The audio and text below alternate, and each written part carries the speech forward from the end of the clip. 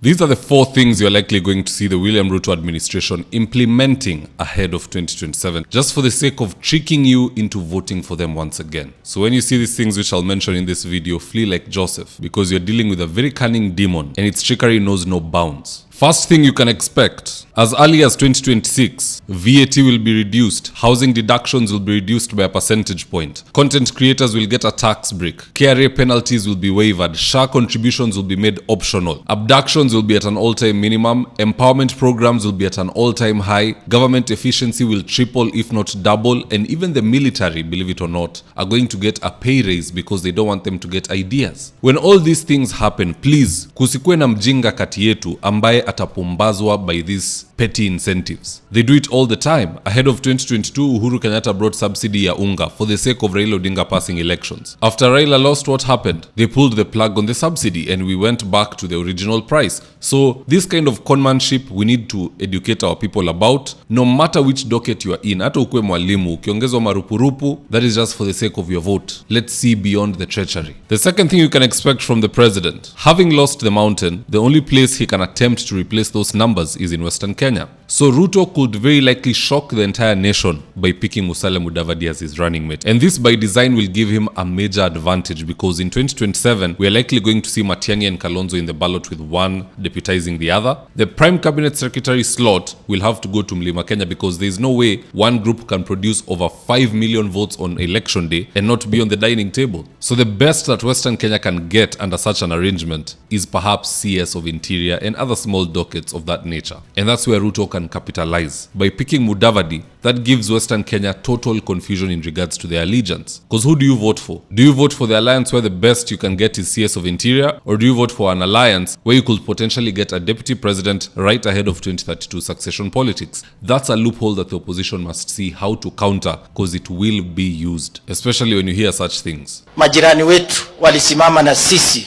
ndipo tukaunda serikali. Hawa ni jamii ambayo wanaheshimika na sisi pia ikifika hapo mbele tutasimama na jamii ya Mlembe.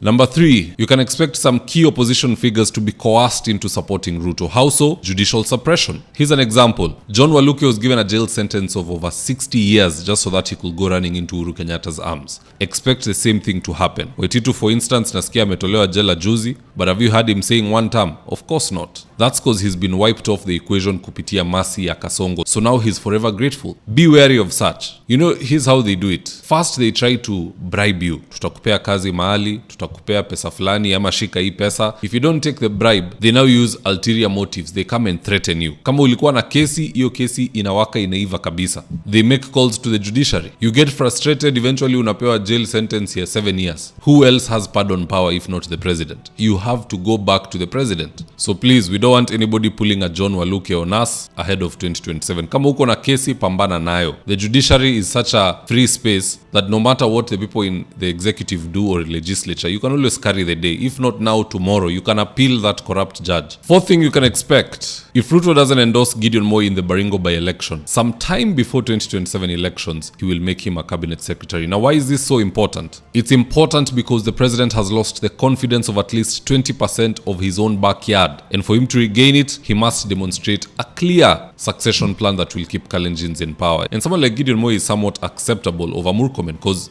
let's do the math. Gideon doesn't speak recklessly. He doesn't have a track record of badgering investors for 10%. And he has a good long-standing relationship with Uhuru Kenyatta. So to heal and secure the home turf, expect Ruto to accommodate Gideon Moi not too long from now. But the two biggest tricks Ujamaa atapull, it is incentives for the people, as we've discussed, including the military and others, and he might just pick Musalia Mudavadi as his new deputy heading into 2027. Kindiki, we know he's a very likable person, easy to work with, gets the job done, na ni professor, anaelewa mambo haraka. Only problem is he has no numbers, and politics is a numbers game. The moment they lose Kwanza Mbeere North, Kindiki will be done for. Gladys Wanga is only going to excite Luo Nyanza. The Kisis don't care, the Luyas don't care, coastal region doesn't care. In fact, they'd better even go for Joho. Joho at least can carry the coastal block, not just Mombasa County, the same way Gladys Wanga can only offer Homa Bay County or Luo Nyanza at large only. So don't be shocked to see Musalia Mudavadi picked in order order to remove the numbers from George Natembeya, Eugene Wamalwa, Cleophas Malala, and all the other new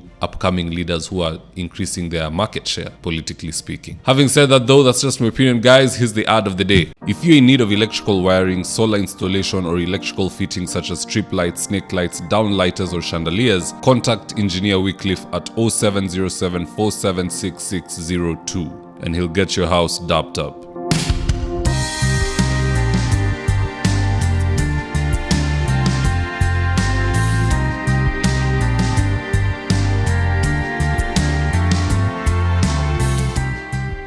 And with that, if you're here for the first time, please go on and hit the subscribe button. And if you're watching for a different platform, just head on over to YouTube, search for David Wafula. Hit the subscribe button, you're going to be getting a ton of content of this nature. If politics is something you're passionate about, this is definitely the one channel that you really need to subscribe to. Alright guys, adios.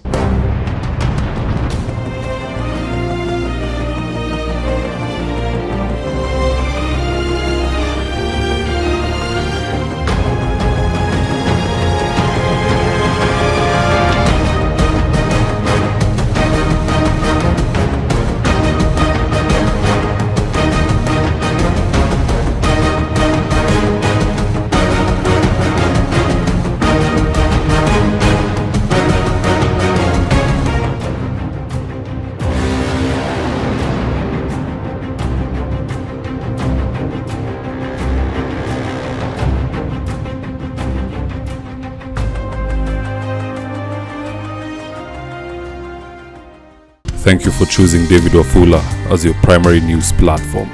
We put countless hours in research, recording, and editing. By showing up each and every day to watch our videos, you encourage us to generate more videos for the viewers. We are on a mission to inform, educate, and build a better tomorrow. To our thousands of followers in a world full of presidents, kings, and queens, you are the real gem. Adios.